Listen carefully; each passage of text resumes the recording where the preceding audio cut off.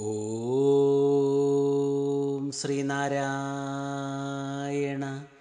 പരമഗുരവേ നമഃ.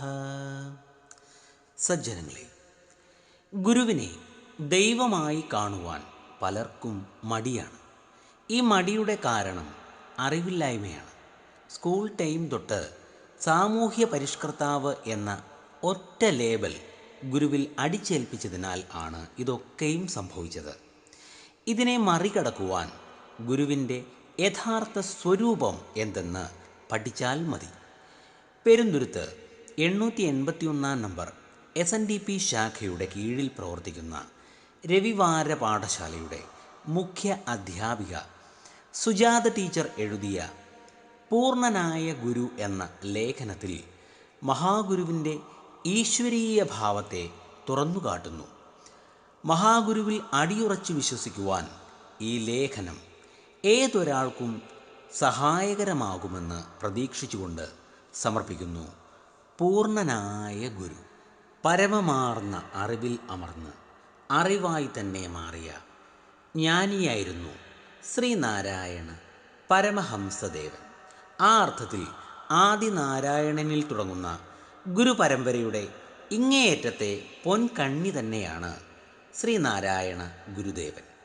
ഗുരുവിൻ്റെ ഗുരുത്വം ശരിക്കും അനുഭവിച്ചറിഞ്ഞ ശിവലിംഗദാസ സ്വാമികൾ ഗുരുഷട്കത്തിലൂടെ ശിവതത്വം തന്നെ ആയിരിക്കുന്ന ഗുരുവിനെ ആവിഷ്കരിക്കുന്നു. ഓം നമഃ ശിവായ എന്നതിലെ ആദ്യാക്ഷരങ്ങൾ ചേർത്തുവെച്ച് പഞ്ചാക്ഷര മന്ത്രമാകുന്ന വിധം 6 ശ്ലോകങ്ങളാണ് ഗുരുഷട്കത്തിൽ ഉള്ളത്. അരുവിപ്പുറത്ത് വെച്ചാണ് ശിവലിംഗദാസ സ്വാമികൾ ഇത് രചിച്ചത്.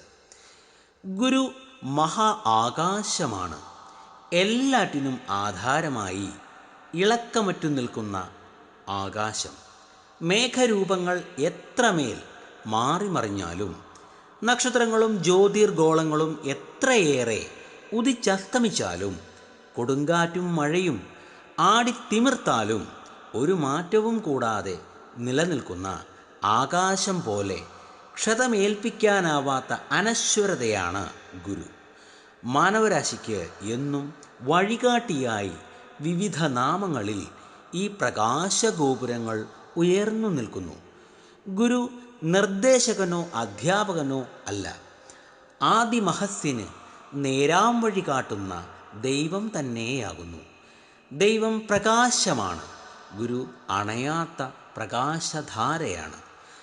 വിശ്വസാരതന്ത്രത്തിലെ ഗുരുസ്തോത്രത്തിൽ 14 ശ്ലോകങ്ങളിലായി ഗുരു വാഴ്ത്തപ്പെടുന്നുണ്ട്. ഭാരതത്തിൽ ഗുരുപരമ്പരയ്ക്ക് കൽപ്പിച്ചിരിക്കുന്ന സ്ഥാനം ഈ ഗുരുസ്തോത്രം ഉദ്ഘോഷിക്കുന്നു. ഓം ഗുരുബ്രഹ്മ ഗുരുർവിഷ്ണു ഗുരുദേവോ മഹേശ്വര ഗുരു സാക്ഷാൽ പരബ്രഹ്മ തസ്മൈ ശ്രീ ഗുരവേ നമഃ. ബ്രഹ്മ വിഷ്ണു മഹേശ്വരന്മാരാണ് ഗുരു.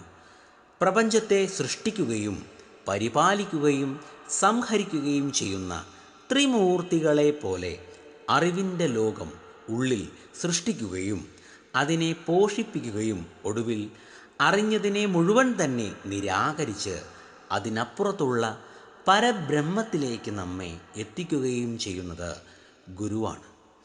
ആ ഗുരുവിനേക്കാൾ ശ്രേഷ്ഠമായതൊന്നും തന്നെയില്ല.